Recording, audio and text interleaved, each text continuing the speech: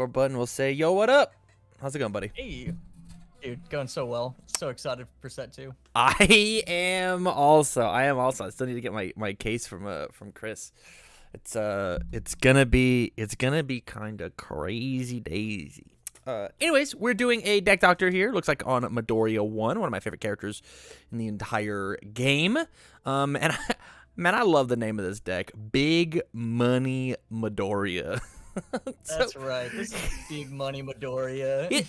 Hit me with the elevator pitch of what's going on with this deck, and I'm gonna go see if I can make changes and adaptations to this masterpiece.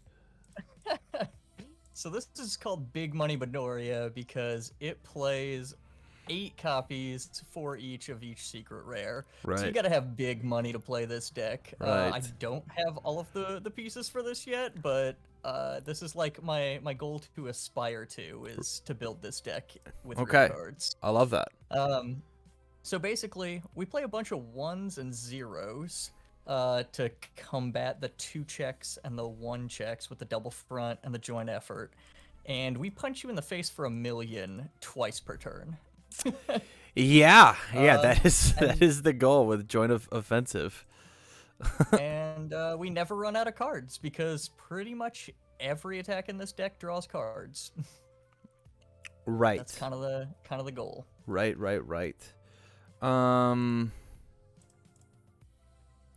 Yeah, I'm still looking. I'm sorry. Oh, you're good. So yeah, I was just kind of looking through set 2. I've got like 8 decks in the work right now, and every single one I wanted to have like 9-10 different attacks in, and I was like, what if I just built one where I didn't play 2 copies of every attack the character had? And so I just kind of tried to hone in on this Midoriya here.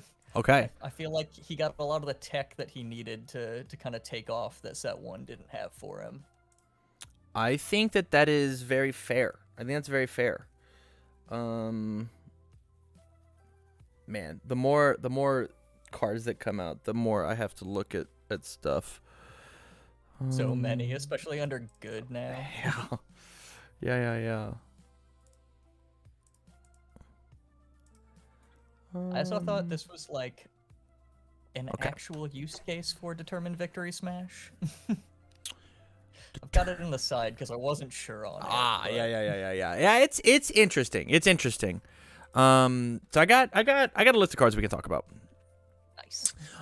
So first and foremost, let's talk about the attack lineup. Here's the things that can't change: joint effort, full cowling, double front. Yep. We can't move those. Yep. Those aren't going to move. They're not going to leave. I won't try to touch you. I will say that, like, my personal opinion on Midoriya is I don't think that people should be playing joint effort in Midoriya 1. I think it's a Midoriya 2 card only. But I am so in on the idea of Big Money Midoriya that I'm not going to try to make you change your mind. This card's very cool, very funny. I love it. Reverse throw is normally the big kill. I'm into that. But I don't think that it is going to have a ton of weight in this deck in particular, strictly because it's a 5 diff. I think this being a 5 diff, I think Back Alley Haymaker being a 5 diff might be an issue just because we are playing 4-1s, 4-2s. And so I think we need to find the lowest difficulty moves possible. But the first attack that I am going to suggest to you throws that out the window, and it's Detroit Smash. Now, I'm putting this in here as a meme because we could just play a 50 card, right? How many cards? We could play a 50 card deck that literally all of our attacks are joint effort, double front, one for all, double front, Detroit Smash, and then just try to blow people up, right? We find the one momentum, we snap 3 cards into our momentum, and now our joint efforts are off to the races, right? And we'll have joint efforts for the rest of the game as long as I can keep playing cards. I also think there's a lot of throw hate, like so much throw hate that reverse throw is just not going to get you there. Texas Smash is fine. It's a good use of the discard cards, but I would rather actually play Hardened Jab in its slot, even at the 2 of, just because I think building is so incredibly important. I think we have to build. We've got to build. It's got to happen, which is why Back Alley Haymaker is so good, because we want to just build these 0 diffs in. Battle resolve, it can't be fixed, so on and so forth. Yeah. If we're gonna go out and go big money, we should play the plus ultras maybe over the price per piece. Price per piece is a good aggro card, but it being a 4-check whenever we're playing all these bad checks is going to be pretty rough. Also, the discard your hand, like giving yourself +1 difficulty at the beginning of your turns, sucks in a deck like this because it makes that 1 check like even rougher to play. And this card is so exceptionally good in Midoriya on defense because it says that I only have to make a 50-50 guess and not a 2/3 guess. It just increases my odds to block something exponentially. Right? True. Yeah. Yeah, no, I like that. And then Capture Evildoers, I think should be mainboarded in here. It could also be in replace of the price per piece because if they steal a momentum, we steal the momentum back for joint effort and we just pop off. Right? Yeah. Yeah. And so like you could take out price per piece for double capture and probably feel good about it. It's a 1 mid block. It's a 5 check. It does make our combos continue to happen, right? Because like we even if it's like play a move, use capture, clear one of the 2 momentum that we have to then continue to keep playing the game. It feels good. And you'd be surprised how often people don't actually block Midoriya on the early ones just because like they're not crazy threatening as long as you're not dipping your hand on every single move, but that is not the idea of this deck. The idea of this deck is to see how many times you get +10. So I'm not positive how my opponent is going to respond to that. So we should be able to get momentum at an okay rate. I know whenever I played it for the provisional, I had a lot of people respect my offense until they didn't respect it, and then I killed them. So it is it's interesting. It's interesting. There's no shot we put Determined Victory Smash in this deck. Actually, no chance. It's 2 5 diff. It's like playing this card on a 7, right? Because like the goal here is we'll go all out. We'll play double front into joint effort, discard our momentum, and then play Determined, discard our hand, pick it back up, play Determined, discard our hand. That's such magical Christmas land. If anything, it's a one of ? But I think that, or like you could replace it with your Texas Smashes if you just like have actually the biggest balls of all time.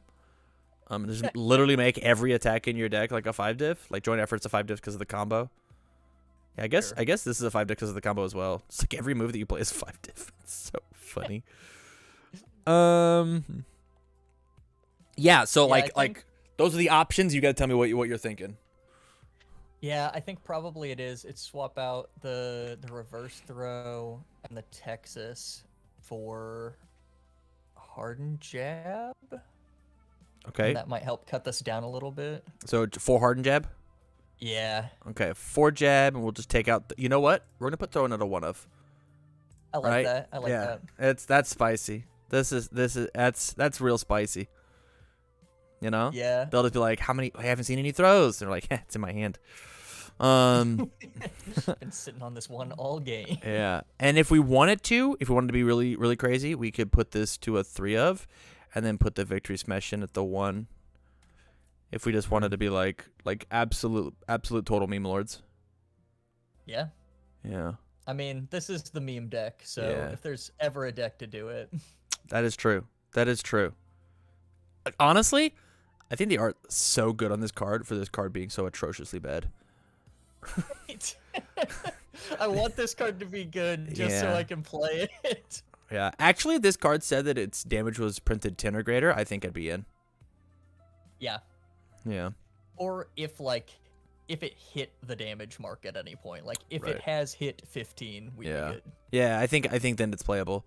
Literally one self-sacrifice after you discard your hand and like the card's blank. Yeah. It could also have like another ability. I don't know. I'm not here to design cards.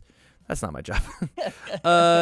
Thoughts on price per piece? I think this card is like the most greedy thing ever, but it certainly is big money. So I don't know how you feel about it. No, I think the point with Plus Ultra was good. I was like hesitant on Plus Ultra. I've gotten myself into set 2 mindset where I'm like, these characters don't use this, and I'm like, wait, this is set 1. We're good. We're good. Yeah. I think this is a good call. The big thing here is like, so obviously we want to use our momentum for this move, but plus Ultra, and we took out the Texas Smash, but like plus Ultra plus Texas Smash is like a 28 damage reverse throw, which is like sick. Yeah. Like 14 free damage. Just like that like kills everybody. Because I did 7 damage to get my momentum. And so this card just like feels super, super good. How do you feel about Go for the Win? So I was really thinking that just like in case we check terrible on our first turn, we throw Go for the Win in there. That way we're like, actually, I do get some foundations. Right. Yeah, no, I totally agree. I totally agree. I think I did 2 of is fine. If you feel like you're not seeing it, you can kick it up to 3. I don't think it's a 4 of. Yeah. Because like here's like the truth about Go for the Win, right? Go for the Win feels really good if it's either the first or second card that you play inside of your card pool. As soon as you play it as your 3rd card, you start checking an attack and it feels bad, right? Because we want to commit we want to destroy a committed foundation to build our 2 free ones, right? Because that's how we get the most value out of this card. So like if we play it as a 3rd thing, we essentially get to ready 1. If we check poorly, if we play it as our 4th thing and we check bad, we actually went even. Like we committed 2 to build 2 in. That did nothing. This is literally just discard a card out of our hand. So we have to play this with a very clear card pool. Okay. Let's talk about these foundations. Yeah. Let's talk about these foundations. I get any means necessary. I think it is necessary inside of this deck because of how often we're going to be trying to dip our hand. We have gotten rid of the Texas Smash, which is probably its best use in this deck. Is the any means necessary with Texas Smash? That's fine. Battle Resolve I love. I think we have to have this card. Beautiful 0 diff. High value target. I don't value this card as much as I value mainly Passionate Guy. So whether it's like we play some combination of this and this, or we end up cutting this bad card because literally it doesn't work for 8 of our attacks, and we put in this card, I think this card is one of the most important things that our deck can do. Blocking on defense and building on defense is so incredibly strong in our deck that wants to just ape out and play as many attacks as possible. This card is the most important card in every Midoriya deck. Yeah, no, swapping that for Advice for Winners is good, I think. I think my idea with high value was if I'm not going to have many foundations, they better check for 2 right on block. I agree with that. I agree with that completely. Bonds of Friendship is not on our deck, and that is crazy. You are valuing New Training Method over it, and I think that is a mistake. Okay. I think New Training Method is fine. I think that you're just going to have to realize that passing the torch is just like the way that you get cards back. Double front is, or 5% is the one way that you get cards back. Back alley Haymaker gives you cards back. I think you just have to be fine with it. No, that makes sense. Yeah. We just need the 1/6 high block in order to call the high zone, give it -3, block with it, build it with manly, look at our opponent and be like, I'm down to keep going. Yeah. Yeah. So we're still here. I mean, we got our low blocks are good. 21 attacks in our 60 card deck. I mean, I think that's fine. If we weren't playing double front beatdown, I would suggest playing Pull No Punches because I think this card is really, really good into joint effort. And like, so if we didn't want to meme with this card, I think we would play like, honestly, I'd play 4 Pull No Punches.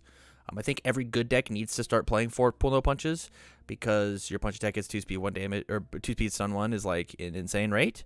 But the fact that you're playing the 1s and the 2s makes this card very scary to play.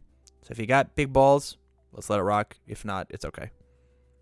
Yeah, I mean, I think the play with Pull No Punches is probably we put that in and swap out double front for like Texas. Yeah, like that feels good. 100%.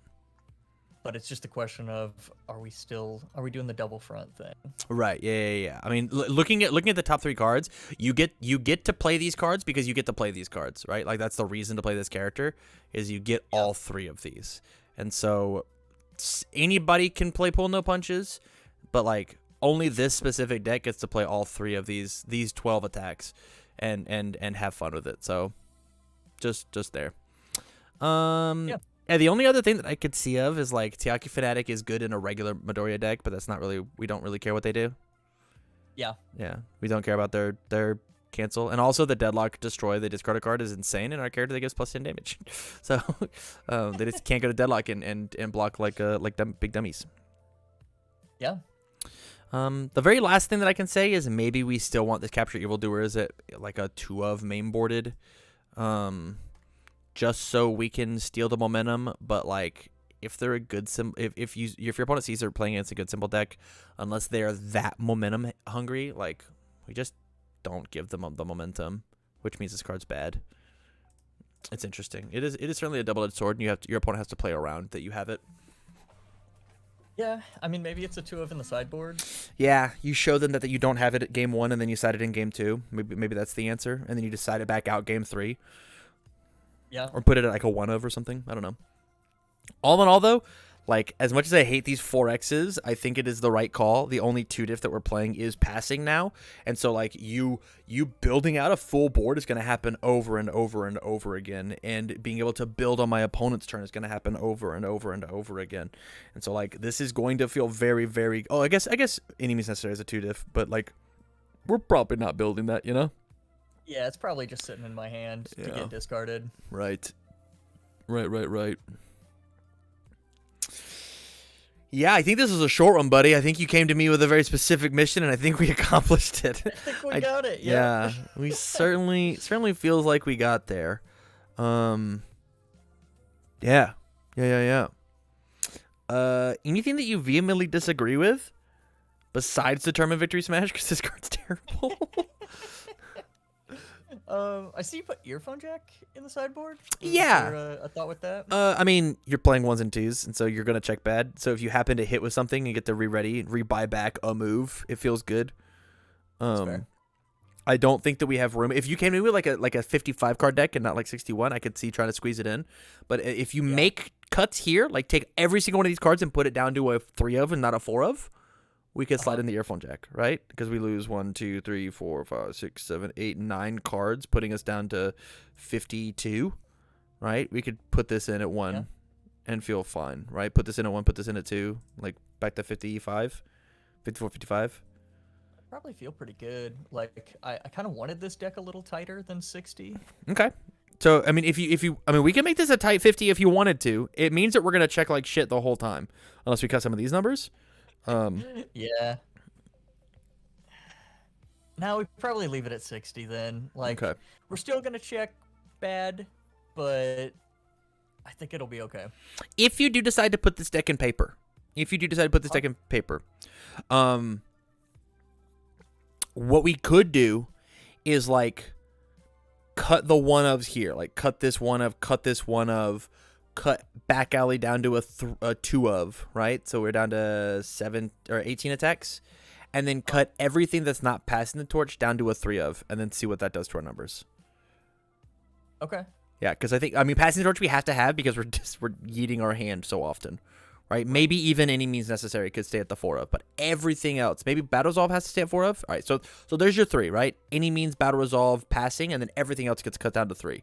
Because the difference between having 4 manly passion on board and 3 manly passion on board is not going to save your life. It's just not. Yeah. And so that would just cut our numbers down a bunch, and we would actually see more attacks. So we just like get to play even more like animals. Especially with like go for the wins in here. Yeah. Yeah, but that is if you decide to make it in paper. This could just be a TTS deck, and like you just have fun and just like, you know, either roll your opponent in a 10-minute match or get rolled in a 10-minute match. You know. Yeah. That's the idea. Yeah. All right, buddy. Well, thank you again for the support over on Patreon. This has been an incredibly fun deck to work on. Big money Midoriya. Let me hit you with the link, and then I will send you on your way. Okay. Cool. Thanks. All right. We'll see you, buddy.